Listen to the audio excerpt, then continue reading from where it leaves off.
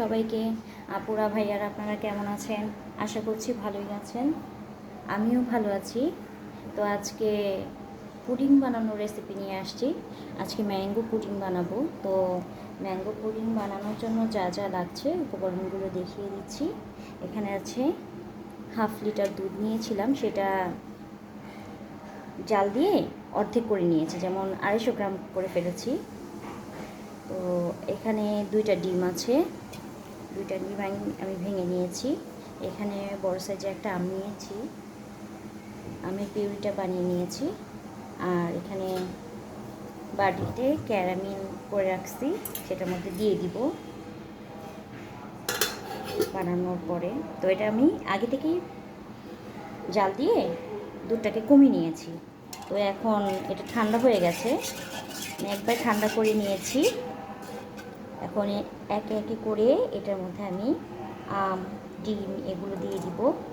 আমি একদম দুধটা জাল দেওয়ার সময় একটা এলাচ আর একটা দারুচিনি দিয়ে তারপর জাল করেছি, যাতে গ্রানটা ভালো আসে। আপনারা দিলেও পারেন, না দিলেও পারেন। অনেকে ভ্যানিলা এসেন্সটা দেয়, কিন্তু আমার কাছে এলাচি দারচিনির ফ্লেভারটাই ভালো লাগে। তো এটা তুলে ফেলে দিলাম, এলাচিটা খুঁজে পাচ্ছি না, পরে এটা ফেলে দিব। তো এখানে আধা কেজি দুধ নিয়েছিলাম, সেটা কমিয়ে আমি 250 গ্রাম বানিয়ে ফেলেছি, যেমন জাল দিয়ে। তো এখন এটার মধ্যে 2টা ডিম দিয়ে দিব, একটা আমের পিউরি দিয়ে দিব, দিয়ে এটা ভালো করে হ্যান্ড উইক্সের সাহায্যে নেড়ে চেড়ে তারপর আমি বক্সে করে বসায় দিব চুলার উপরে। এটা জাল দেওয়ার সময় দুধটা একটা এলাচ, একটা দারুচিনি ছোট একটা পিস, আর একটু লবণ, আর এই 4 চামচের 2 চামচ, পুরো দিইনি, 1.5 চামচ চিনি দিয়েছিলাম একটু মিষ্টির জন্য। তো আমি একে একে ডিমটা দিয়ে দিব আগে।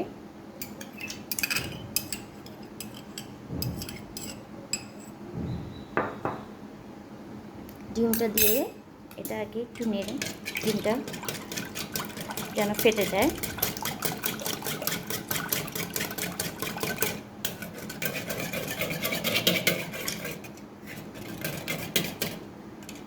আমার বাচ্চাদের, আমার হাজব্যান্ডের ম্যাঙ্গো ফ্লেভার খুবই পছন্দ, এর জন্য পুডিংটা আমি আম দিয়ে তৈরি করছি।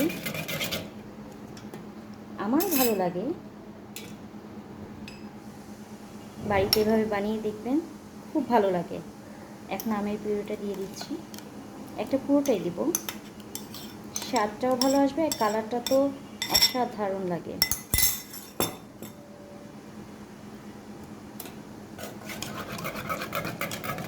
এটা ভালো করে মিক্স করে বাটিতে বসিয়ে চুলায় দিয়ে দিব।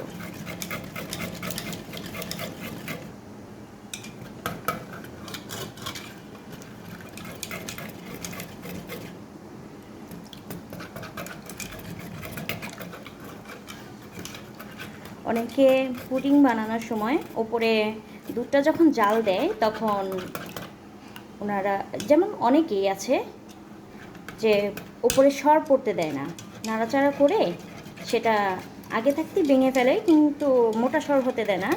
আর না হলে সরটা না খেলে সেটা উঠিয়ে তুলে ফেলে।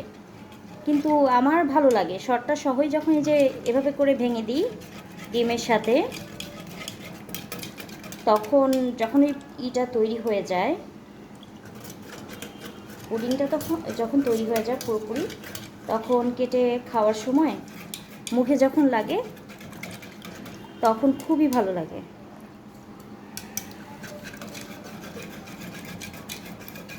একান্তই আমার ভালো লাগে, এটা সবার ভালো লাগে কিনা সেটা আমি জানি না, কিন্তু আমি আমারটা বললাম। একদিন করে খেয়ে দেখবেন, খুব ভালো লাগে। তো আমাদের এখন রেডি হয়ে গেছে। এখন দুধটা, এই ক্যারামেল বাটিটা আগেই ক্যারামেল করে রেখেছিলাম, তো এখন এইটা ঢেলে দিব। বিসমিল্লাহির রহমানির রহিম।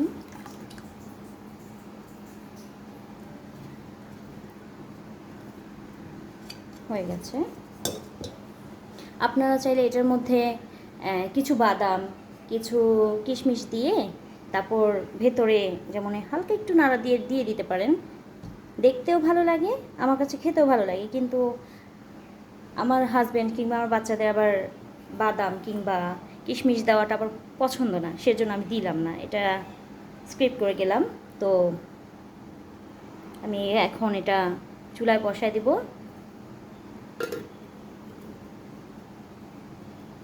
চলেন এখন চুলায় বসায় দিব। চলে এসেছি চুলায়। আগেই একটা হাঁড়িতে করে কিছুটা পানি দিয়ে রেখেছিলাম, আর একটা যে হাঁড়ির স্ট্যান্ডগুলো আছে সেগুলো বসায় দিছি। এখন এই যে বাটিটা উপরে বসায় দিলাম। এখন 30 মিনিটের জন্য হাঁড়িটা ঢেকে দিব। 30 মিনিটের মধ্যে পুডিংটা কমপ্লিট হয়ে যাবে। পরে আমি দেখিয়ে দেবো আপনাদের। চড়াটা দিয়ে একদম লো আছে আমি 30 মিনিটের জন্য রেখে দিলাম। 30 মিনিট পর আমরা আবার আসছি। চলে এসেছি পুডিংটা নিয়ে। পুডিংটা তৈরি হয়ে গেছে। যে এখন একটু গরম আছে, এটা আমি এখন ফ্রিজে রেখে দিব।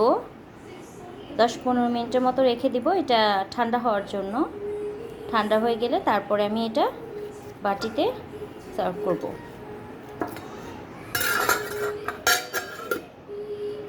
খাবারটা গরম আছে, এখন অনেকটা গরম। আমি এখন ফ্রিজে রেখে দিব ঠান্ডা হওয়ার জন্য। তৈরি হয়ে গেছে আমাদের পুডিং।